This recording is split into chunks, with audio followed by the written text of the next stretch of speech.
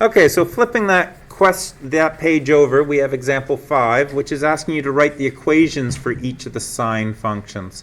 So you got to sort of look at it and say to yourself, how has this been moved about?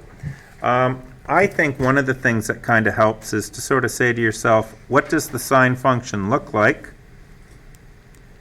And if that's negative 2, then that's about 1, and that's negative 1. So it actually should look like,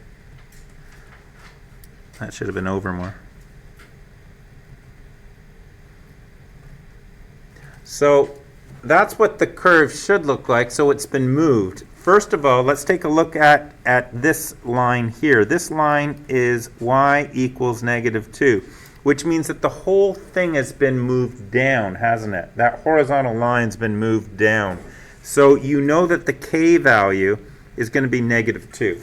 And I guess it wouldn't hurt for me to explain what I'm thinking. I'm thinking this.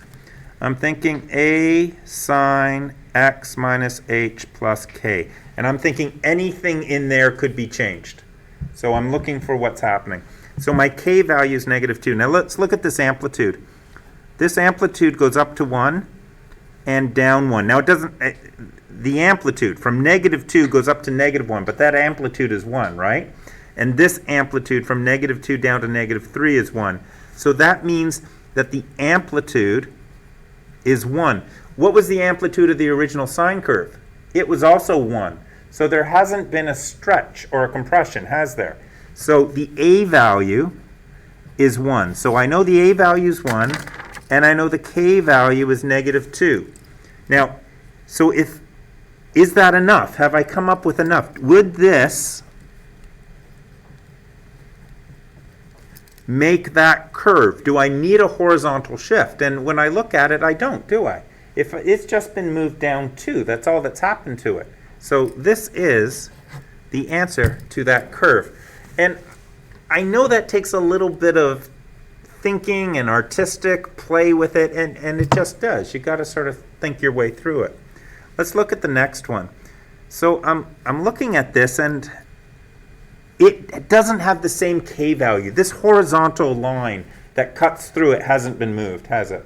So there's no k value here. So I'm not looking for anything there.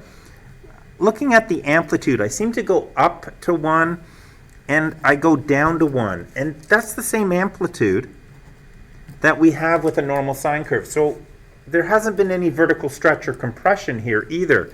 So a equals 1, or it's just the sine curve. Notice I can put a 1 in front of here or not. So what that means is there's no a, there's no k, so whatever's going on here must have been a phase shift. I must have just moved it left or right. So let's look at this. Now it has been moved. Look, this point here is at 45, 0. That used to be at 0, 0. So it's been moved over 45 degrees. Would you agree? And it's been moved over to the right. So if it's been moved over to the right 45 degrees, it's going to look like this. And that's your final answer for getting this curve. And again, it takes a little bit of playing with it, but once you understand it, it'll get easier.